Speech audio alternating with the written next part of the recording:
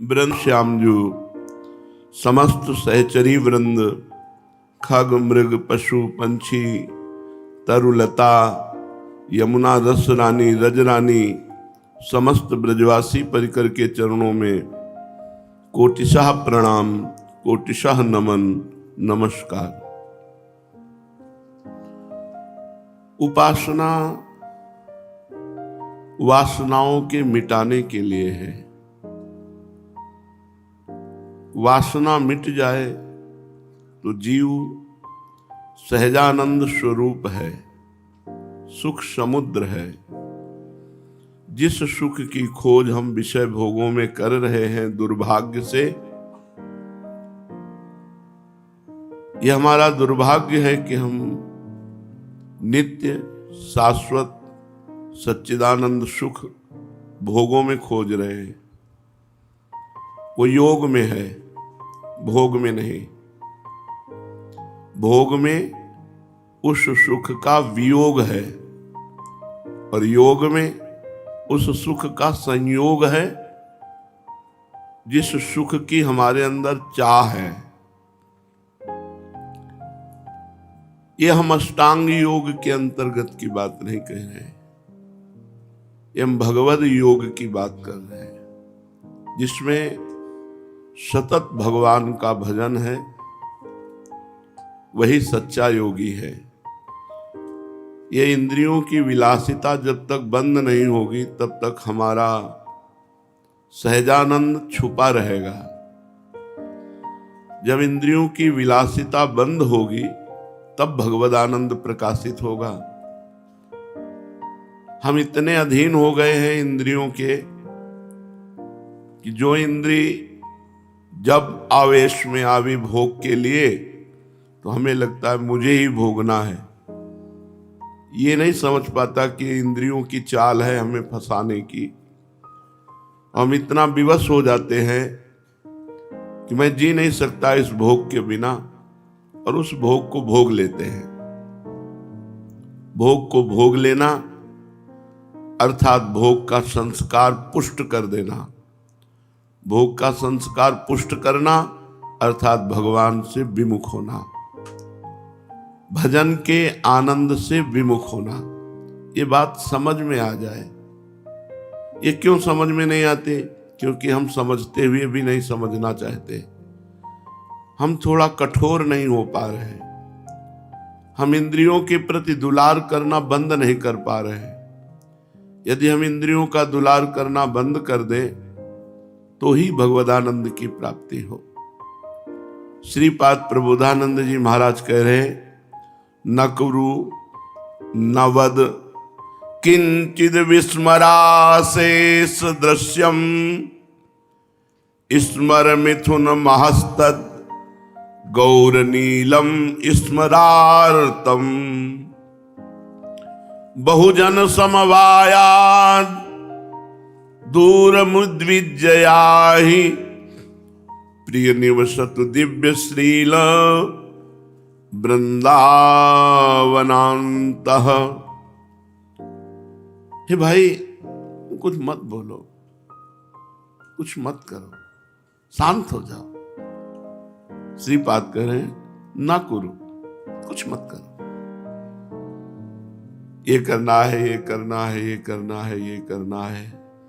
हर समय बहिर्मुख वृत्ति, प्रिया प्रीतम से बिलक जो करना है वो सब बहिर्मुख वृत्ति है। शांत हो जाओ। शांत किसे कहते हैं? चुप हो जाना शांत नहीं है। योग वासिष्ठ शांति की व्याख्या करता है। शांत जो शास्त्र चिंतन परायण हैं, जिन्होंने अध्यात्म ज्ञान प्राप्त कर लिया है, वो शांत होते हैं। अध्यात्म ज्ञान प्राप्त कर लिया है, ये बहुत अमृतमय वचन है। सुनाने की इच्छा नहीं होती क्योंकि इसके सब अधिकारी नहीं होते, पर सुन सुनकर ही अधिकार प्राप्त किया जाता है। अगर चलना चाहो तो सुनने मात्र से भगवत मार्ग प्रकाशित हो जाता है। उपासक को चाहिए कि परमार्थ की सिद्धि के लिए प्रयास रहित हो जाए। परमार्थ प्रयास से नहीं होता, परमार्थ चिंतन से होता है, दौड़ भाग से नहीं होता। ये बहुत अच्छे से बैठा लो, दौड़ भाग से नहीं होता है। ये चिंतन परायण पुरुष ही परमार्थ में अग्रसर होता है। उस परम पद को प्रयत्न पूर्वक चिंतन करके प्राप्त किया जाता है। हमारा सारा का सारा प्रयास कहां होना चाहिए? चिंतन में। गीता जी में भगवान ने सबसे ज्यादा चिंतन की बात करी है। जिसका मन संताप रहित हो चुका है, कोई काम क्रोध लोभ मोह मद मत्सर इनका कोई प्रभाव नहीं, वो सर्वोत्कृष्ट परम पद में विराजमान है। परम पद में विराजमान पुरुष की परिभाषा, जिसका मन संताप रहित हो चुका है, कोई संताप नहीं, एक अद्भुत आनंद। वो पुरुषों में सर्वश्रेष्ठ शांत पुरुष कहा जाता है। शांत पुरुष जो प्रिय को सुनकर, स्पर्श कर, देखकर, खाकर, सूंघकर कभी हर्षित नहीं होता। प्रिय वस्तु, प्रिय व्यक्ति, प्रिय स्थान, इनको प्राप्त करके जिसके हृदय में हर्ष रूपी विकार नहीं होता, और जो अप्रिय को सुनकर, अप्रिय को स्पर्श कर, अप्रिय को देखकर, अप्रिय को खाकर, अप्रिय को सूंघकर शोकित नहीं होता। शांत पुरुष की परिभाषा, कितना बड़ा महापुरुष है वो। प्रिय वस्तु मिले, प्रिय व्यक्ति मिले, प्रिय परिस्थिति मिल जाए, सूंघना, खाना, देखना, भूलना, से कोई हर्ष नहीं। क्यों हर्षित क्यों नहीं? क्योंकि इसमें ये सब नाशवान स्वाप्निक वस्तुएं हैं, इनके मिलने से हर्ष क्या। और ये सब अप्रिय मिलने लगे, अप्रिय व्यक्ति मिल जाए, अप्रिय वस्तु मिल जाए, अप्रिय पदार्थ, अप्रिय घटना, अपनी अप्रिय परिस्थिति, उसको कोई से शोक नहीं। क्यों? क्योंकि सब स्वाप्निक है। उमा कहूं मैं अनुभव अपना, सत हरि भजन जगत सब सपना। वो शांत है जो प्रिय और अप्रिय को सुनकर, स्पर्श कर, देखकर, खाकर, सूंघकर ना तो हर्षित होता है और ना शोकित होता है। किन होता है? वह शांत पुरुष कहा जाता है। जो प्रयत्न पूर्वक इंद्रियों को अपने वश में करके समस्त प्राणियों के साथ समता का पूर्ण व्यवहार करता है, तथा ना तो भविष्य की कोई चिंता करता है और ना प्राप्त परिस्थिति के परित्याग की बात सोचता है। जैसी परिस्थिति है, आगे क्या होगा इसकी कोई चिंता नहीं है, सबसे सम व्यवहार करता है, वह शांत पुरुष कहलाता है। जिसका मन मरण में और उत्सव में समान भाव रखता है। देखो शांत पुरुष कैसा होता है? भगवान का स्वरूप है शांत। शांतम शाश्वतम अप्रमेयम नघम निर्वाण शांति प्रदम। जिसे शांति कहते हैं, जिसे शांत कहते हैं, समझो शास्त्र किसे शांत कहते हैं? चुप हो जाना शांत नहीं। जो मरण और महोत्सव दोनों में समान भाव रखता है, वो ज्ञानी महापुरुष है। ज्ञान कोई अलग चीज नहीं है, भक्ति के ही पुत्र हैं ज्ञान और वैराग्य। जिसका मरण अवसर आने पर या महोत्सव में सम्मिलित होने पर दोनों में मन शांत रहता है, गंभीर, ना हर्षित ना शोकित, चंद्र मंडल के समान जिसका मुखारविंद मरण और महोत्सव में समान भाव से चमकता रहता है, वो महापुरुष शांत कहा जाता है। हर्ष और क्रोध का अवसर आने पर जो ऐसे रहता है मानो अनुपस्थित है ही नहीं वहां, उसे गाली दी जा रही, उसका अपमान किया जा रहा है, उसकी निंदा की जा रही, मानो वहां है ही नहीं। उसका पूजन किया जा रहा है, उसकी आरती उतारी जा रही, उसकी बड़ाई की जा रही, मानो वहां है ही नहीं। हर्ष और क्रोध का अवसर उपस्थित होने पर भी जो पुरुष अनुपस्थित के समान ना तो हर्षित होता है ना क्रोधित होता है, बल्कि ऐसी स्थिति में रहता है जैसे गाढ़ निद्रा में सोया हुआ पुरुष जाना ही नहीं कि उसका पूजन हो गया कि उसका अपमान हो गया। ऐसे गाढ़ चिंतन में प्रभु के डूबा हुआ है कि उसको पता ही नहीं चला। उसे कहते हैं शांत पुरुष। जिसकी अमृत प्रवाह के सदस्य सुखदायिनी प्रेम पूर्ण दृष्टि सभी प्राणियों में भगवत भाव से पड़ती है। ये शांत पुरुष का लक्षण। सब में मेरा प्रभु विराजमान है। स्त्री पुरुष जड़ चैतन्य कीड़े मकूड़े जहां भी दृष्टि गई वहां मेरा प्रभु विराजमान है। अमृत प्रवाह के सदस्य, ये अमृत प्रवाह है। अमृत प्रवाह के सदस्य सुखदायिनी प्रेम पूर्ण दृष्टि, सब में परमात्मा दर्शन, उसी को शांत पुरुष कहते हैं। जिसका मन बुद्धि चित्त अहंकार इतना शीतल हो चुका है, मान अपमान लाभ हानि सुख दुख जय पराजय इनमें वो समान है। इतनी शीतलता हृदय में कि कोई फर्क ही नहीं पड़ा। उसे मोहाच्छन्न बुद्धि रहित शांत पुरुष कहते हैं। जो लौकिक विषयों के साथ व्यवहार करता हुआ भी नहीं करता, कोई इच्छा ही नहीं, सामने उपस्थित हो गया कार्य व्यक्ति या क्रिया भोजन, वो अनिच्छा भाव से प्रारब्धवशात वैसा व्यवहार कर लेता है, न हर्षित होता है न शोकित होता है। वो अनासक्त शांत महापुरुष कहा जाता है। सम्यक प्रकार से व्यवहार करते हुए भी जिसकी बुद्धि आकाश की तरह निर्विकार रहती है, किसी से न राग न किसी से द्वेष, वो महापुरुष शांत कहा जाता है। अब ये शांति कैसे प्राप्त होती है? तो बोले भगवत प्राप्त महापुरुष के सत्संग से। अब भगवत प्राप्त का क्या लक्षण है? तो कह रहे हैं जो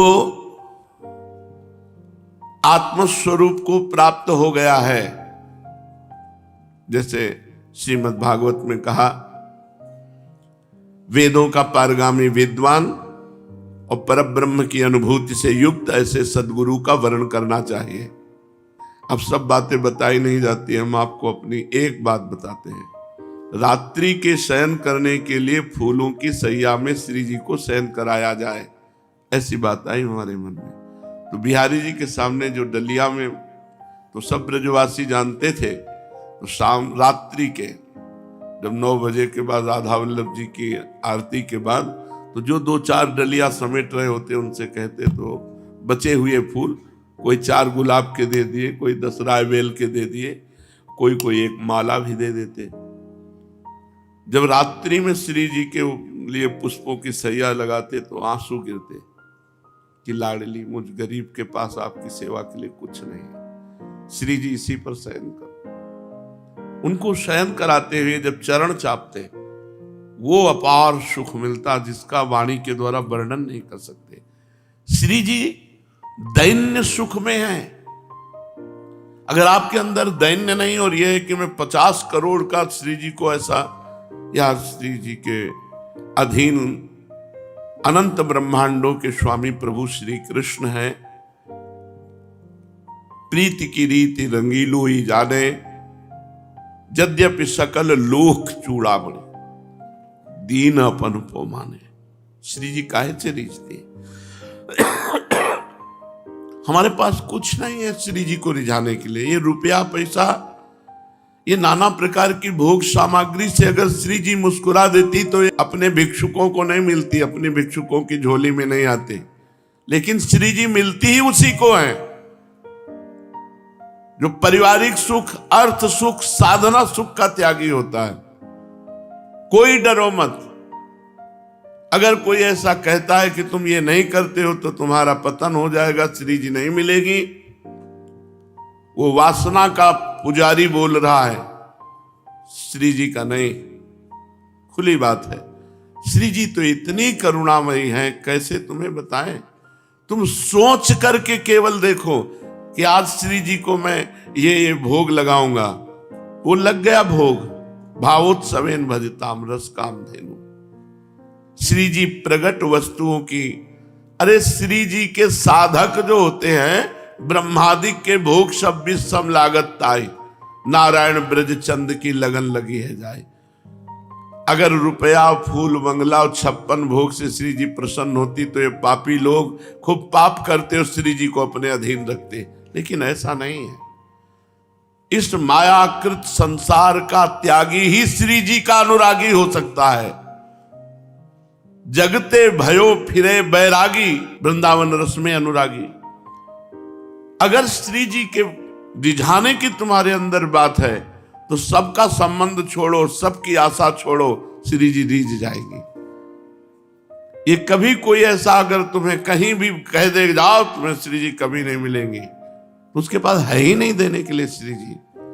जो रुपया चाहता है, जो भोग सामग्री चाहता है, जो सांसारिक वस्तुएं चाहता है, वो श्री जी, जिसको श्री जी से प्यार होगा वो पापी को भी देखकर यही कहेगा, श्री जी कृपा करो और इसके हृदय को पवित्र कर दो, इसके हृदय को आनंदित कर दो।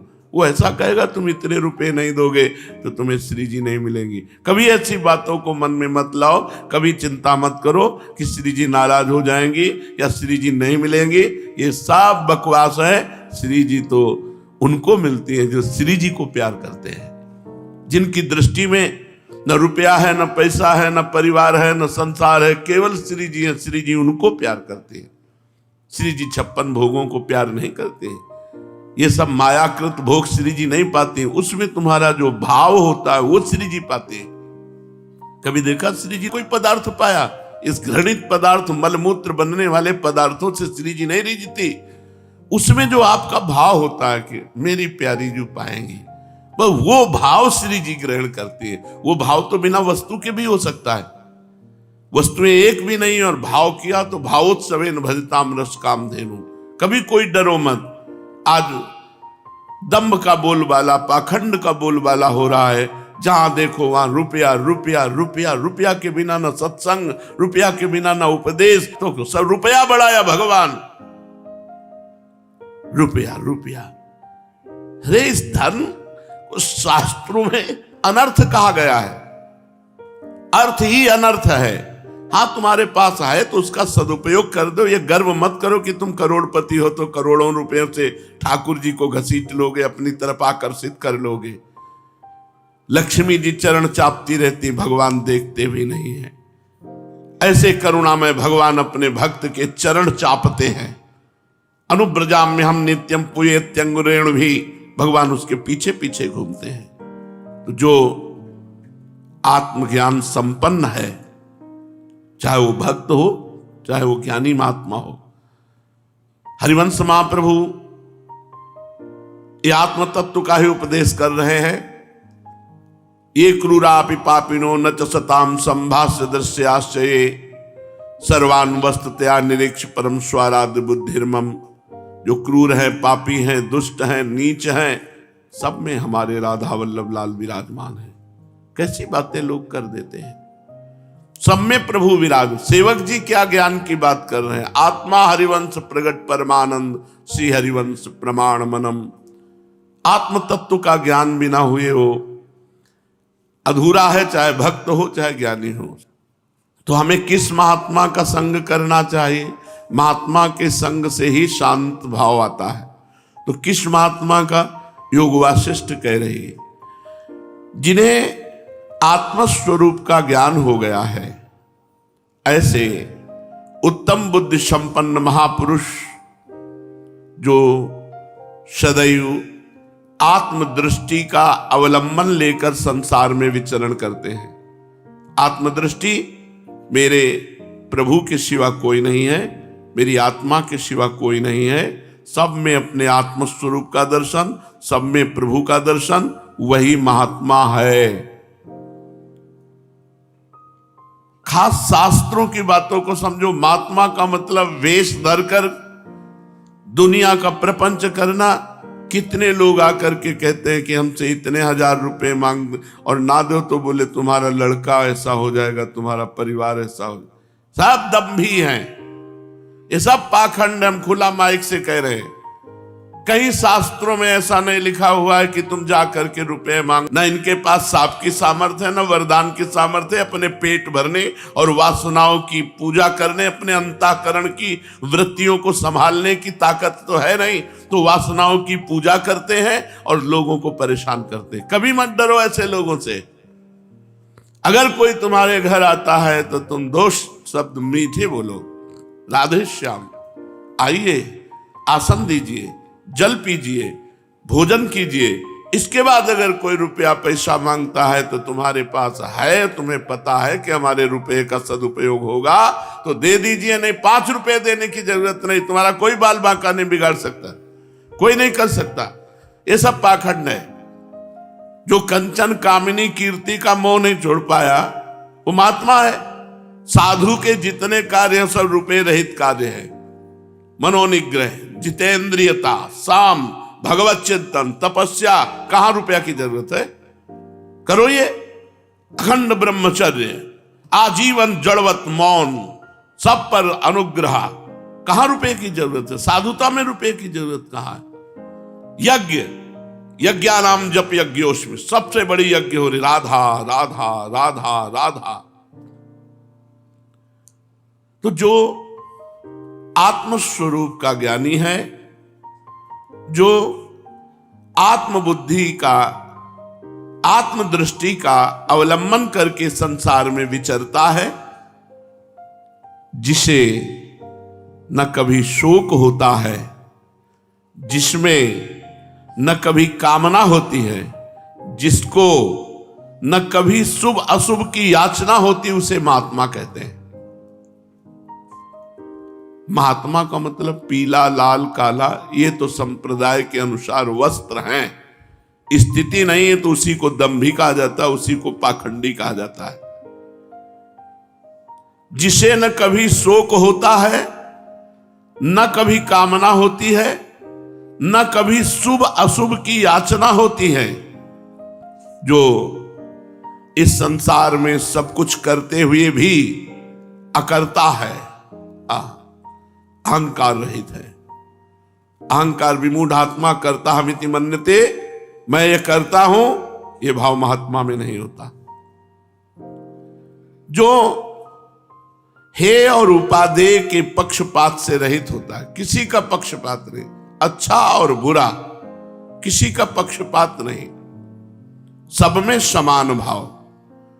जो अपनी आत्मचिंतन की वृत्ति से सदैव आनंदित रहता है, उसे किसी वस्तु, व्यक्ति, स्थान से आनंद नहीं मिलता, वो अपने चिंतन से आनंदित रहता है। और जो सदैव पवित्र रहता है, शरीर पवित्र, हृदय पवित्र, स्वयं पवित्र, जो सदैव पवित्र रहता है। सत शास्त्रों में प्रतिपादित जो सत्कर्म है, केवल उन्हीं को करता है और सन्मार्ग पर चलता है, उसे महात्मा कहते हैं। जो अन्य लोगों की दृष्टि में आते हैं, जाते हैं, कर्म करते हैं, बोलते हैं, परंतु स्वरूप में न वे आते हैं, न जाते हैं, न कर्म करते हैं, न बोलते हैं। जो परमानंद स्वरूप परमात्मा को प्राप्त हो गए हैं और इस संपूर्ण संसार को इंद्रजाल रूपी माया का कार्य देखते हैं, ना वो संसार के किसी वासनाओं के पीछे दौड़ते हैं, ना किसी व्यक्ति के पीछे दौड़ते हैं। वो ये समझ रहे हैं कि संसार भ्रम मूलक है, ये संसार परित्याग करना है, और वो अपने स्वरूप में स्थित रहते हैं। उन्हें महात्मा कहते हैं, जो हर परिस्थिति में इष्ट का चिंतन करते रहते हैं। कृष्णाकार वृत्ति, रामाकार वृत्ति, आत्माकार वृत्ति, ब्रह्माकार वृत्ति, इसके अतिरिक्त उनके पास और कुछ नहीं उपाय। कृष्णाकार वृत्ति, भगवदाकार वृत्ति, ब्रह्माकार वृत्ति, ये महात्मा की स्थिति। वहां प्रपंच, ये बनाना, ये बिगाड़ना, ये करना, वो करना, ये सब, ये तो स्वाप्निक कार्यों में कौन रत रहेगा। उसकी दृष्टि पहले ही हो चुकी है, सब मिथ्या है, सब मिथ्या है। ब्रह्म सत्यम जगन मिथ्या, उमा कहूं मैं अनुभव अपना, सत हरिभजन जगत सब सपना। मिथ्या में काहे को उसकी दृष्टि रहेगी।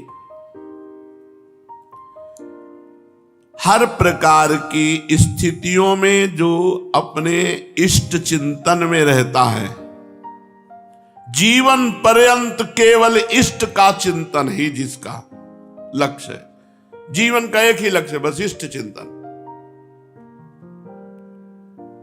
शांत कहां से होता है? महात्माओं से। महात्मा कैसा? जिसका निरंतर जीवन भर केवल इष्ट चिंतन, उसी की उपासना, उसी का यथार्थ ज्ञान, उसके लिए कोई कर्तव्य नहीं है।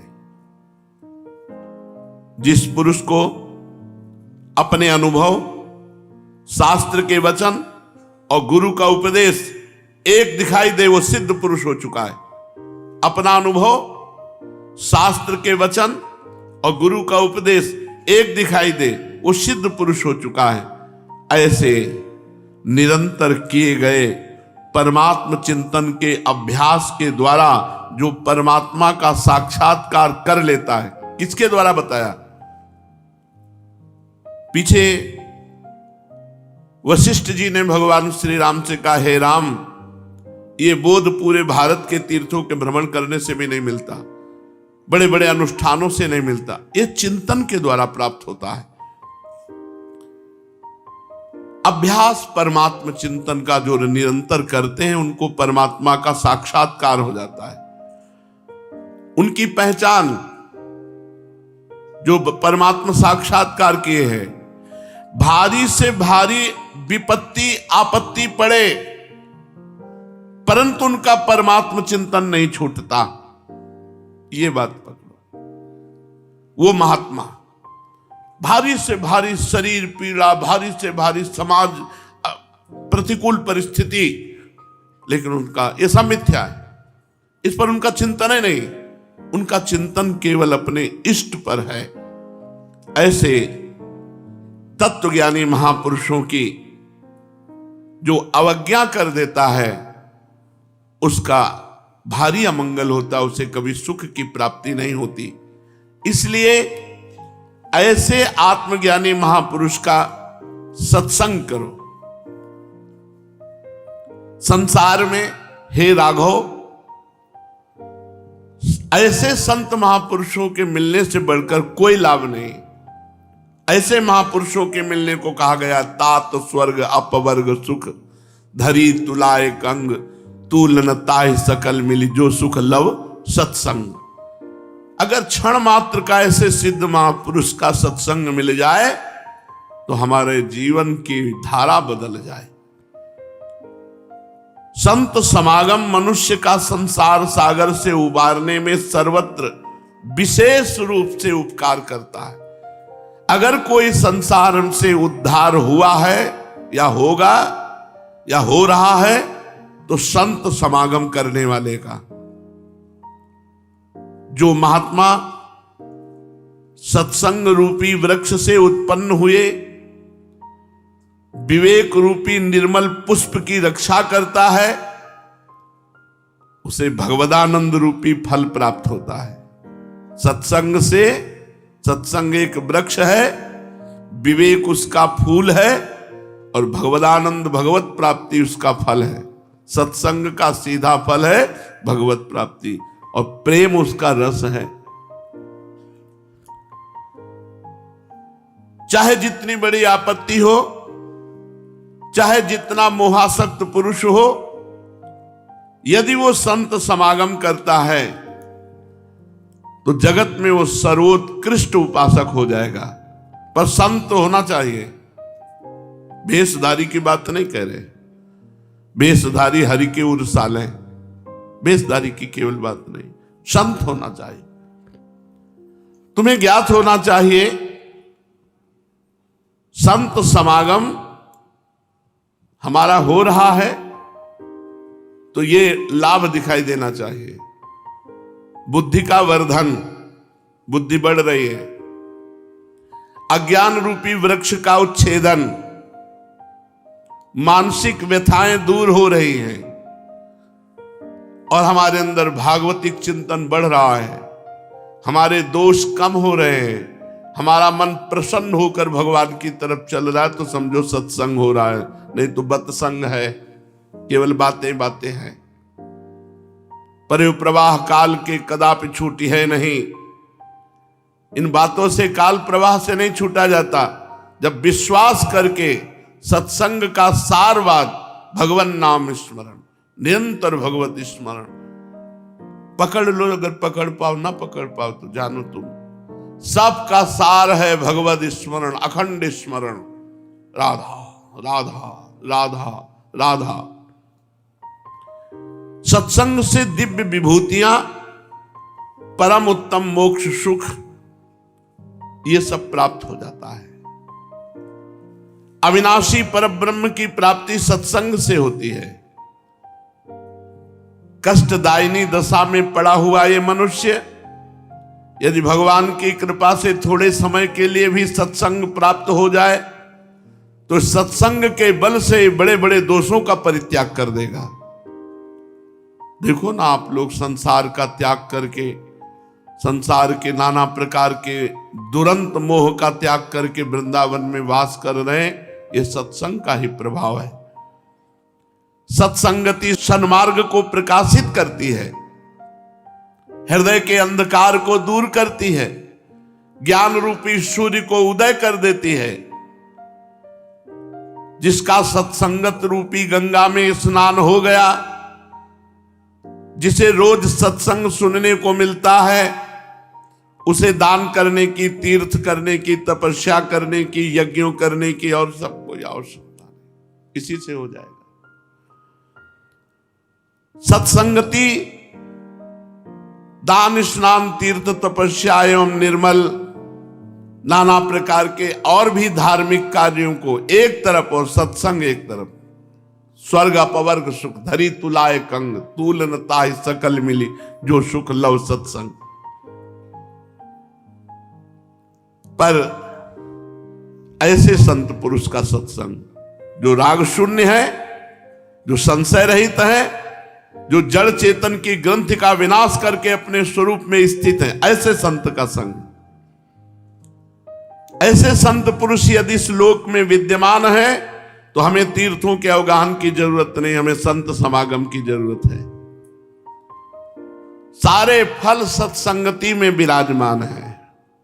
इसलिए जिनको अपनी जड़ चेतन ग्रंथि का विनाश करके उद्धार करना है, उनको ऐसे महत् पुरुषों का संग करने की खोज करनी चाहिए। भगवान से प्रार्थना करनी चाहिए कि हमें संत समागम प्रदान करो।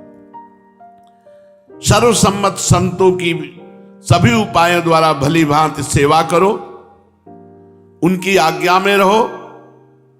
भव सागर से पार हो गए, पार नहीं होना, भव सागर से पार हो गए। किंतु जो लोग नरकाग्नि को बुझाने वाले मेघ स्वरूप ऐसे संतों की आज्ञा का उल्लंघन कर देते हैं, मनमानी आचरण करते हैं, तो जैसे सूखी लकड़ी को आग जलाकर राख कर देती है, ऐसे ही नरकाग्नि उनको नाना प्रकार के दुख प्रदान करती है। जो संतों की अवहेलना करते हैं, मनमानी पापाचरण करते हैं, विषय भोगों को भोगने में सुख का अनुभव करते हैं। हे रघुनंदन, उन्हें नरकों में पाषाण भक्षण कराया जाता है, पत्थर चबवाया जाता है, खड्ग के द्वारा अंगों का छेदन किया जाता है, पर्वत शिखर के ऊपर से नीचे गिरा दिया जाता है, पत्थर द्वारा चटनी की तरह उन्हें पीसा जाता है, उत्पीड़न किया जाता है और जलती हुई अग्नि का अभिषेक किया जाता है। बैठाल दिया गया, ऊपर से बड़े बड़े अंगारे डाले जा रहे हैं, कैंची से उनके शरीर को कुतरा जाता है, चंदन की तरह उनको घिसा जाता है, पत्थर में पकड़ लिए यमदूत और ऐसे घिस रहे चंदन। तलवार वाले वृक्ष के ऊपर बार बार डाला जाता है, जिससे कट कट के नीचे गिरे, फिर शरीर हुआ, फिर डाला गया, ऐसे चलता रहता है। ऐसे भयानक कीड़े छोड़े जाते हैं जो उनके शरीर में सीधे छेद करते हुए पार होते, फिर इधर पार होते, फिर इधर पार, उनको कीड़े का दंड मिल रहा है। लोहे की गर्म जरीनों से लपटा करके और ऐसे कुंड में डाला जाता है जहां सांस लेना मुश्किल है, धधकती हुई लोहे की जंजीरें। अग्नि प्रवाह उनके ऊपर छोड़ दिया जाता है, जैसे ज्वालामुखी में देखो अग्नि प्रवाह नहीं, ऐसे अग्नि प्रवाह में छोड़ दिया गया। जैसे पानी की बूंदें गिरती हैं, ऐसे बाणों से उनके शरीरों को छेदा जाता है। जैसे जल यंत्र में फव्वारे निकलते हैं, ऐसे उनका सिर काटा जाता है तो फव्वारे निकलते हैं। तुम्हें रघुनंदन कहां तक बताऊं, सहस्त्रों कष्टप्रद चेष्टाएं उसको भोगनी पड़ती हैं जो इसी जन्म में भगवान को नहीं प्राप्त कर लेता। इसलिए मानव जन्म में संत समागम करके अपने हृदय को शांत करके निरंतर भगवत चिंतन परायण होने से इसी जन्म में भगवत प्राप्ति हो जाती है। श्री श्री कृष्ण चैतन्य महाप्रभु के पावन चरित्र को अपने लोग श्रवण कथन कर रहे हैं। यह सिद्धांत का वर्णन हुआ, अब थोड़ा चरित्र श्रवण कर लीजिए। आनंद का मुख्य कारण है आत्मसमर्पण। आत्मसमर्पण, जब तक मनुष्य किसी महापुरुष के प्रति सर्वतोभावेन आत्मसमर्पण नहीं कर देता सब जगह में, तब तक उसे पूर्ण प्रेम की प्राप्ति नहीं होती। प्रभु विश्वंभर हैं, चराचर में व्याप्त हैं, सभी स्थानों में अपनी पूर्ण शक्ति सहित स्थित हैं। जहां तुम्हारा चित्त चाहे, जिस रूप में मन रमे, उसी के प्रति आत्मसमर्पण कर दो। आत्मसमर्पण का मतलब है अपने को एकदम मिटा दो। अब जो कहें, जैसे रखें, जो चाहें, हमारी कोई चाह नहीं, हमारी कोई मांग नहीं। अपनी इच्छा, अपनी भावना और अपनी सभी चेष्टाएं जिनको आत्मसमर्पण किया है उनके निमित्त कर दे। सब तरह से उनका होकर तभी प्रेम का यथार्थ मर्म सीख सकोगे। ना हम कुछ हंस के सीखे हैं, ना हम कुछ रो के सीखे हैं। जो कुछ थोड़ा सा सीखे हैं वो महापुरुषों के होके सीखे हैं। जब तक महापुरुषों के हुआ नहीं जाता तब तक परमार्थ का ज्ञान नहीं होता।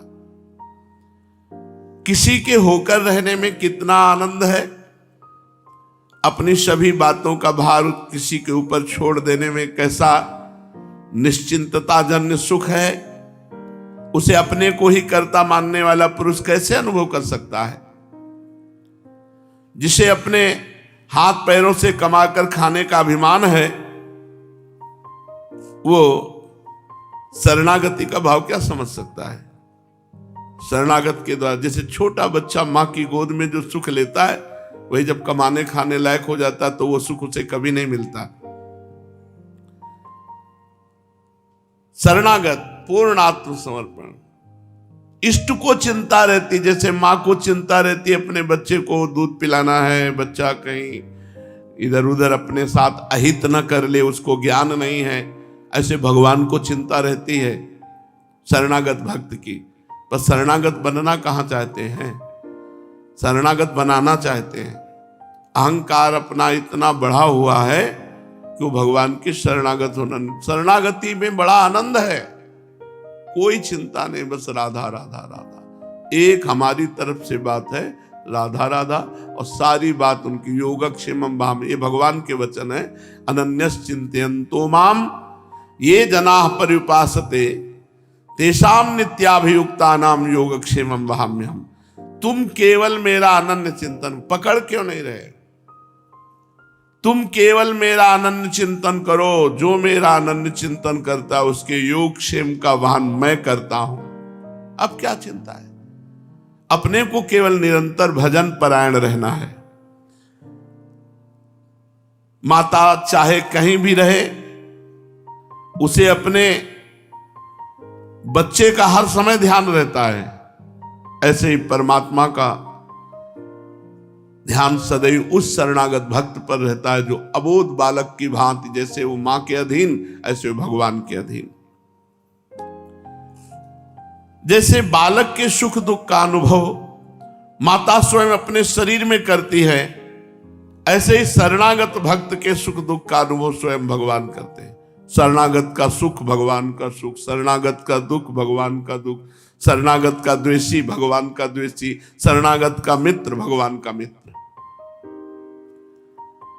नित्यानंद महाप्रभु चैतन्य महाप्रभु को आत्मसमर्पण कर दिया। चैतन्य महाप्रभु श्रीवास के सर्वस्व थे और नित्यानंद महाप्रभु अब श्रीवास जी के घर रहने लगे। नित्यानंद जी श्रीवास पंडित के घर में, उनकी पत्नी का नाम मालिनी देवी था। बिल्कुल ऐसे भाव से रहते जैसे छोटा सा बच्चा अपनी मां के पास रहता है।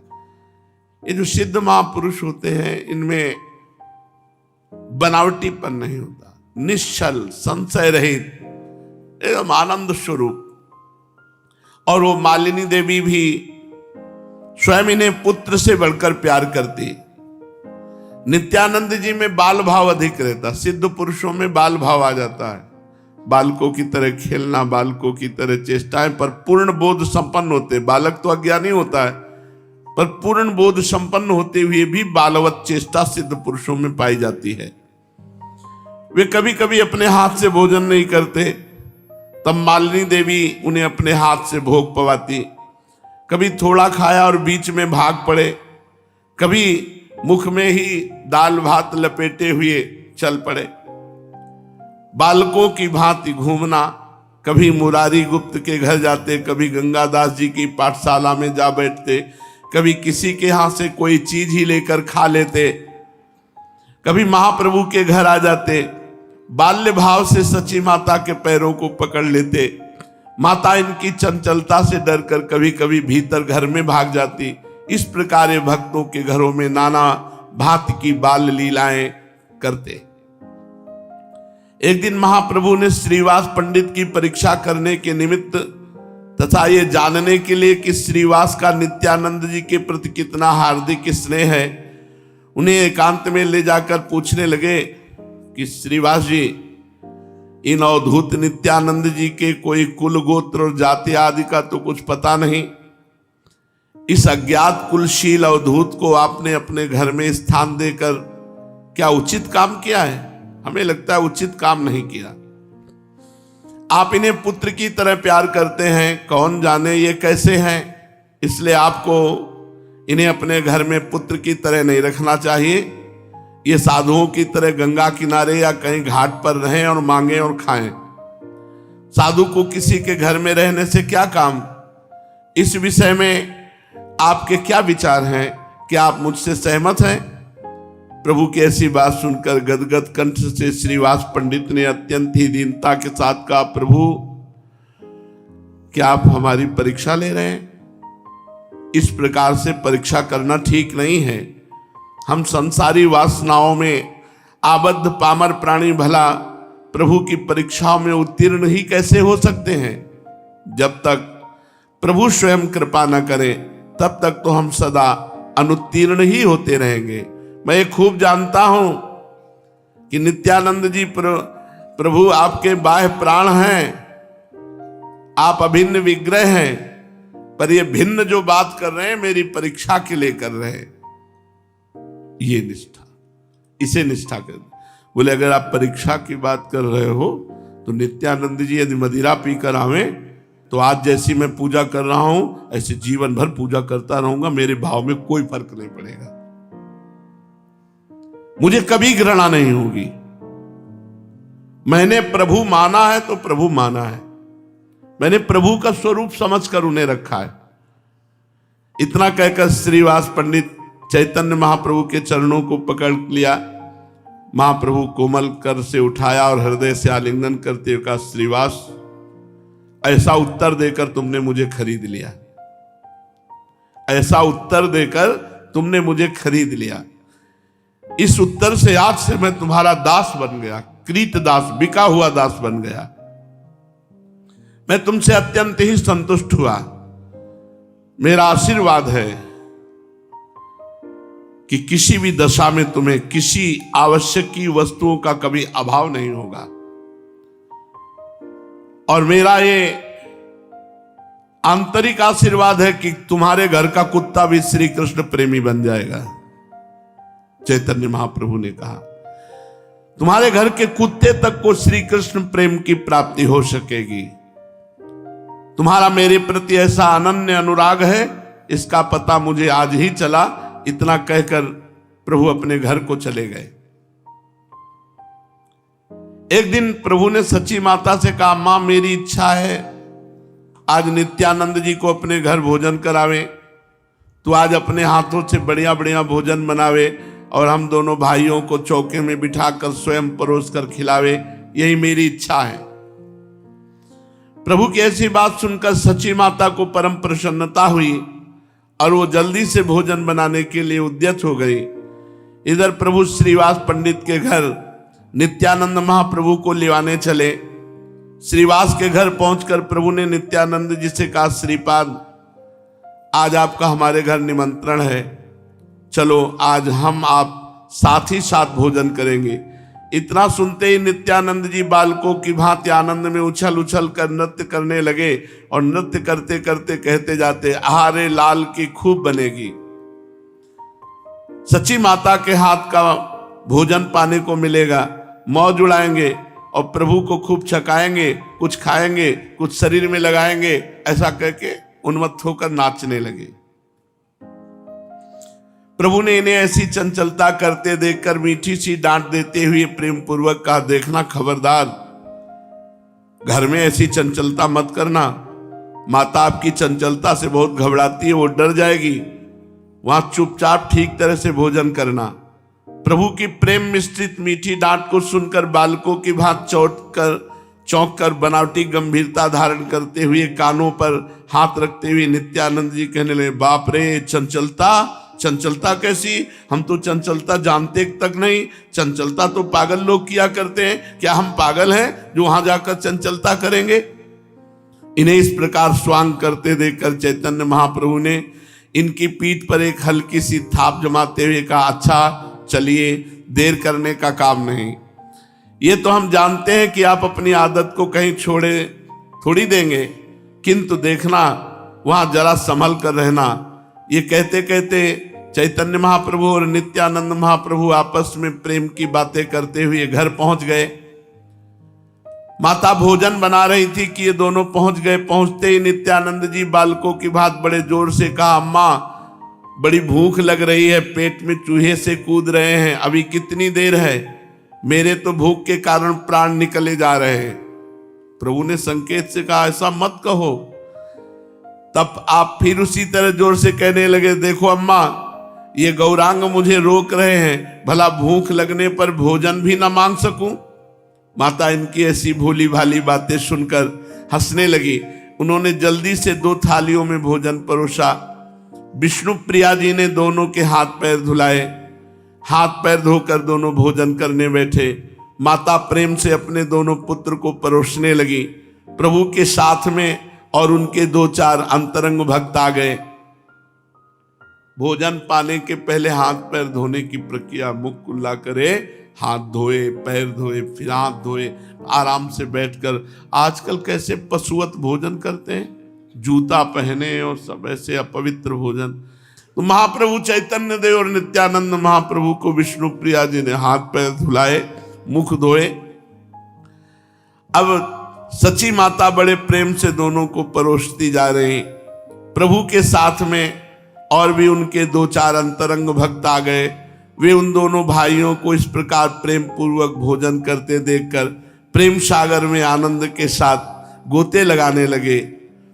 ऐसा लग रहा था कौशल्या जी अपने हाथ से परस रही और भगवान श्री राम चैतन्य महाप्रभु और लक्ष्मण जी नित्यानंद महाप्रभु दोनों भोजन आरोग रहे हैं। ऐसा लग रहा है यशोदा मैया परस रही और श्री कृष्ण और बलराम दोनों भोग पा रहे।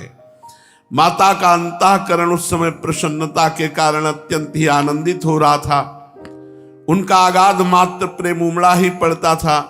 दोनों भाई भोजन करते करते भांति भांति की विनोदपूर्ण बातें कहते जाते। भोजन करके प्रभु चुपचाप बैठ गए।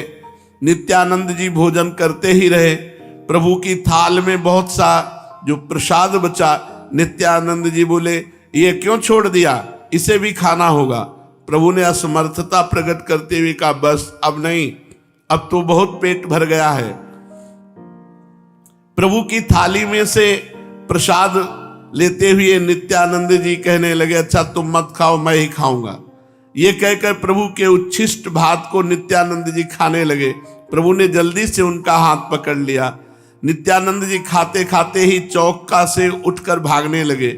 प्रभु भी उनका हाथ पकड़े हुए उनके पीछे पीछे दौड़ने लगे। इस प्रकार आंगन में दोनों ही गुत्थम गुत्था होने लगे। नित्यानंद जी उस भात को खा ही गए। सची माता इन दोनों के ऐसे स्नेह को देखकर प्रेम के कारण आनंद मगन हो गई। माता की ऐसी दशा देखकर प्रभु हाथ पैर धोकर चौके में गए और माता को अपने हाथों से वायु करने लगे। कुछ देर पश्चात माता प्रकृतिस्थ हुई। माता के प्रेम के आंसू बह रहे हैं और दोनों पुत्रों को आशीर्वाद दिया। दोनों ने चैतन्य महाप्रभु नित्यानंद महाप्रभु ने सची माता के चरण छुए। फिर महाप्रभु नित्यानंद महाप्रभु को श्रीवास के घर तक पहुंचाने गए। इस प्रकार नित्यानंद महाप्रभु और चैतन्य महाप्रभु अद्भुत आनंद वर्षा नवद्वीप में कर रहे हैं। शेष चर्चा आगे। श्री राधा वल्लभ लाल की।